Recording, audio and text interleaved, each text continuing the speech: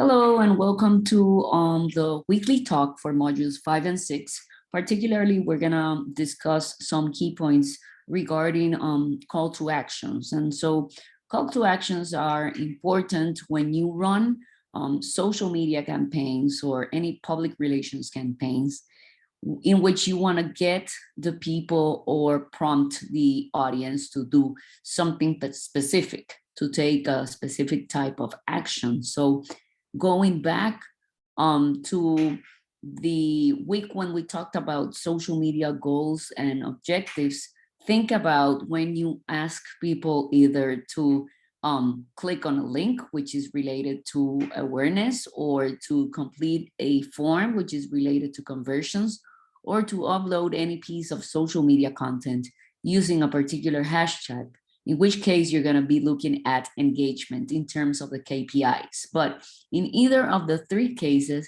it's important to find out the strategies and the best practices for call to actions or any call to action in a campaign. Why? Because you need to know, be aware of what works and what doesn't work, so people really understand what is the importance or what is the reason to click on a particular link or a particular button.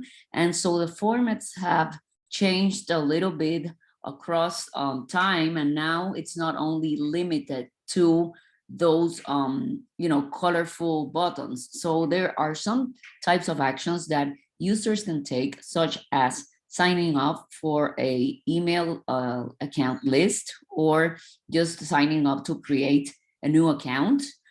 Some of the call to actions are for getting people to purchase a product, to download a song or any document, to register, for an event or for a webinar, or just to look at more information or find out more information about a page.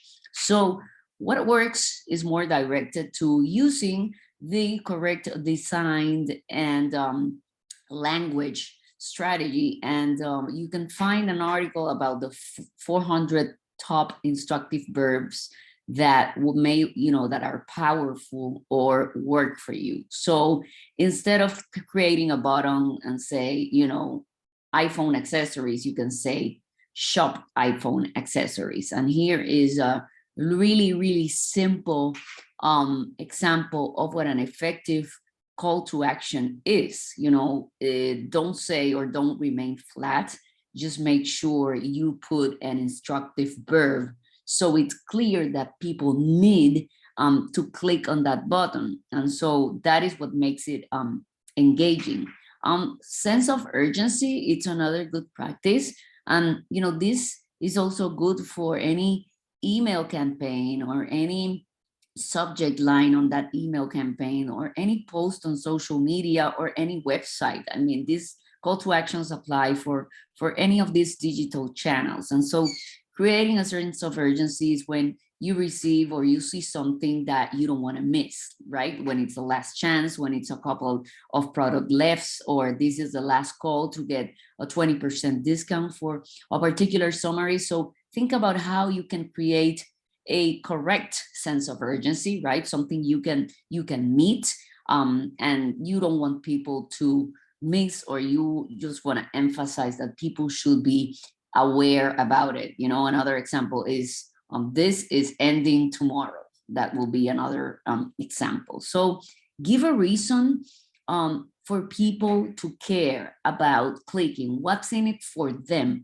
What is the benefit, or what are they getting in exchange when they take this type of action? So here is that example, or that alternate example, where you go a little bit deeper and you say, click here to get our free 100-page PDF of 401 plus power words to hang on your wall. So most probably you're going to click on that, and you're going to have to give your email address to that company, but you're getting something in return that is valuable, that you can print, or that you can even save to your desktop.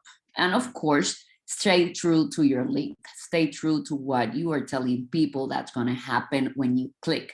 You have no idea how many clicks I do on different links, and they bring me to error pages or pages where there's, the content is not related to what the company promises. So make sure that in examples like this one, where I click on view flight deals, the page takes me to this flight or this wonderful flight discounts that the company is saying that I'm gonna go to.